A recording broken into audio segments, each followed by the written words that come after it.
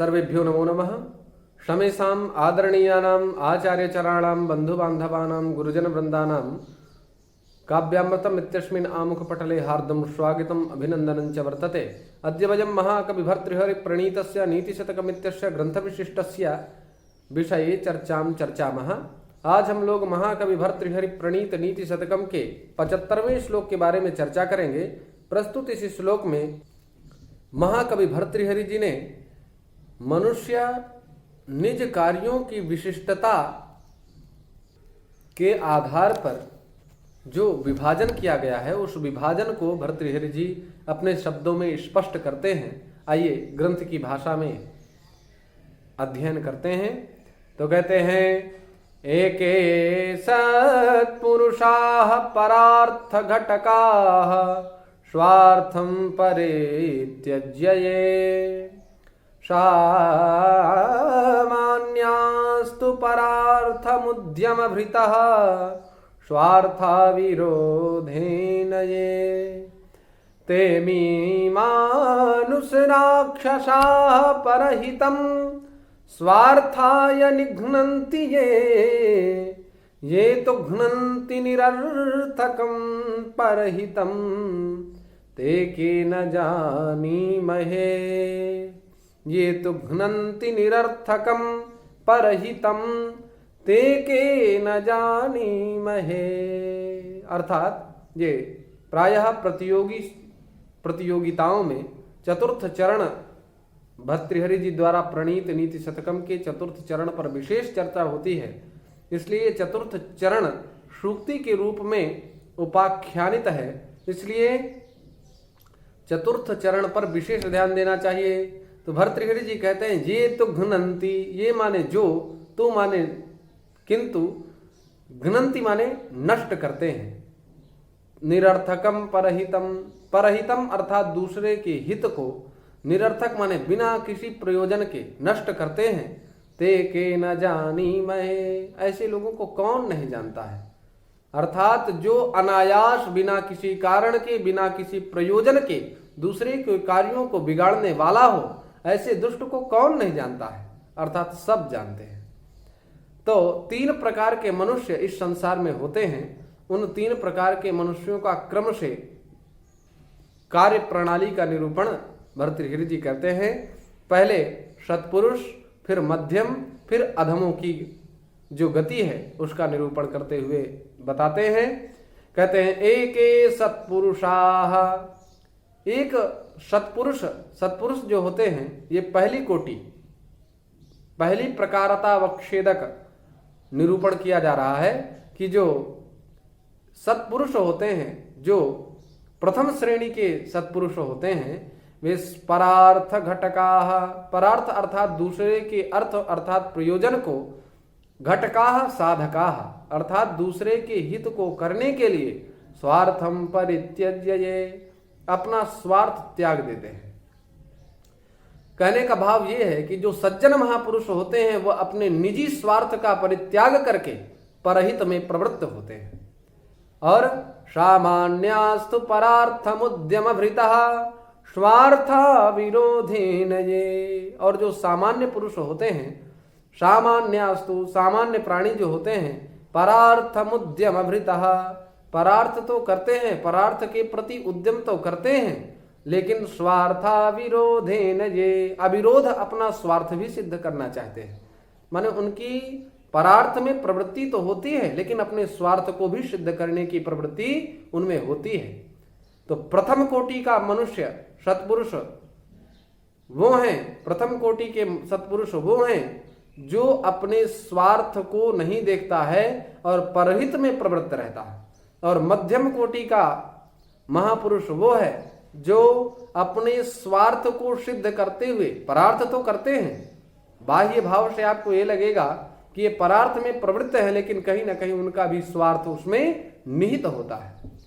और अब अधम कोटि के मानवों की, सत्पुरुषों की चर्चा करते हैं। उनको सत्पुरुष ना कह के कुपुरुष ही कहिए तो ज्यादा बेहतर होगा। कहते हैं, तेमी मानुष राक्षसाः, मनुष्यों में राक्षस हैं वो मानो साक्षात, यहाँ पर अतिदेश किया जा रहा है कि वो मानुष होकर के भी राक्षस हैं, इस धराधाम पे राक्षस स्वरूप वाले हैं।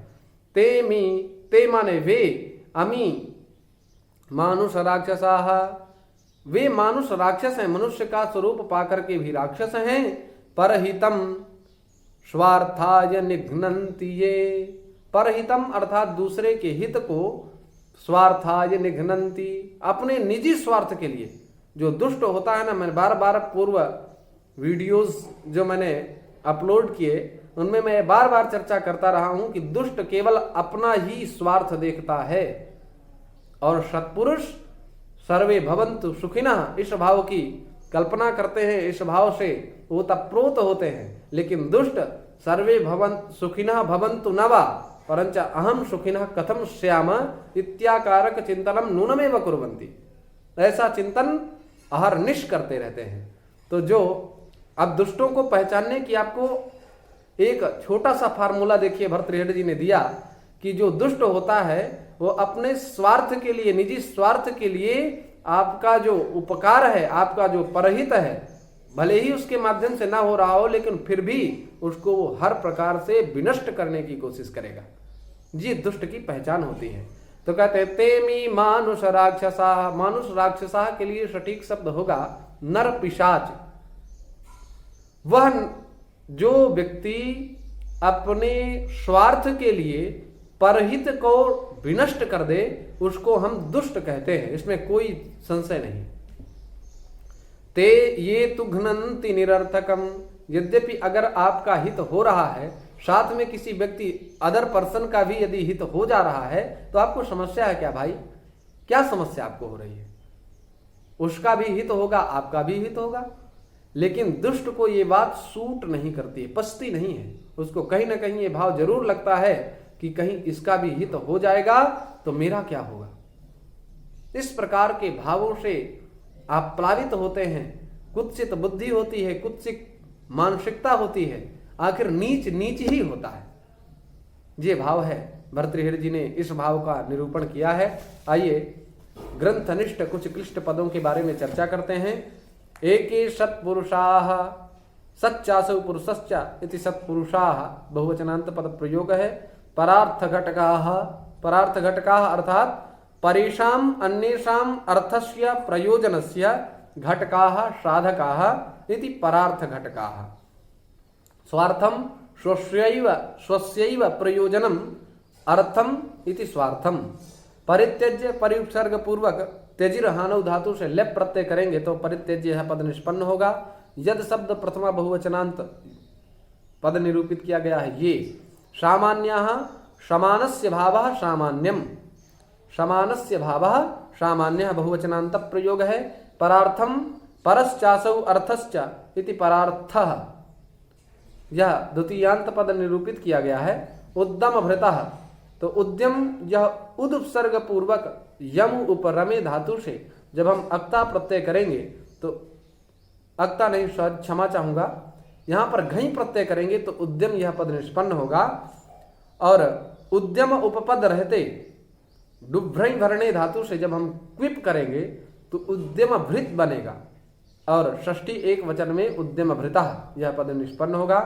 स्वार्था विरोधेन, स्वार्थस्य निज प्रयोजनस्य अविरोधनेन प्रातिकूल्याभावेन, मेरा भी स्वार्थ सिद्ध हो, ये भाव मैंने पूर्व में स्पष्ट किया, ये पूर्व में हमने पढ़ लिया। ते भी सहतौते प्रथमा बहुवचनांत प्रयोग है। अदर शब्द से अमी बनता है, बहुवचनांत प्रयोग कर दिया गया है। मानुष राक्षसाः, मानुषेषु नरेषु राक्षस रूपाः मानुष राक्षसाः। यहाँ पर निर्धारणार्थ सप्तमी की गई है, यतश्च निर्धारणम, यतश्च निर्धारणे, इस सूत्र के द्वारा। परहितम परेशाम हितम परहितम, स्वार्थाय चतुर्थ्यंत पद प्रयोग किया गया है। निघ्नन्ति निरुपसर्ग पूर्वक हन हिंसा गत्यो धातु से लट लकार प्रथम पुरुष बहुवचन में निघ्नन्ति यह पद निष्पन्न होगा। तू किल ननु नु इत्यादि पदों का प्रयोग पाद पूर्ति के लिए किया जाता है। और निरर्थकम द्वितीय एक वचनांत पद योजित किया गया है। परहितम पश्चासौ हितम परहितम ते के न जानी महे, जानी महे यहाँ पर ज्ञाव बोधने धातु लट लकार उत्तम पुरुष बहुवचन का प्रयोग किया गया है। आशा है आप लोग इस व्याख्यान के माध्यम से संतुष्ट हुए होंगे और मेरे द्वारा यदि कोई दोष किया जा रहा हो तो ये मेरा व्यक्तिगत दोष को मान करके मुझे क्षमा करेंगे। ये गुरु प्रदत्त उपदेशों में ऐसा कुछ भी निरूपित नहीं किया गया जिससे किसी भी व्यक्ति विशेष के मानस पटल पर यह कुठाराघात बन करके प्रहार कर सके। ये तो जो भाव इसमें अभिलक्षित किया गया उस अभिलक्षित भाव को उपलक्षित करते हुए आप लोगों के समक्ष मैं निवेदन कर रहा हूं। तो आप लोग इस व्याख्यान से अपने प्रतियोगिता का लाभ लें, यही मेरा उपकरण या फिर इस क्रिया को करने का सार्थक्य है। इसी भाव के साथ पुनः आप लोगों का आभार, अभिनंदन, स्वागत, नमो नमः।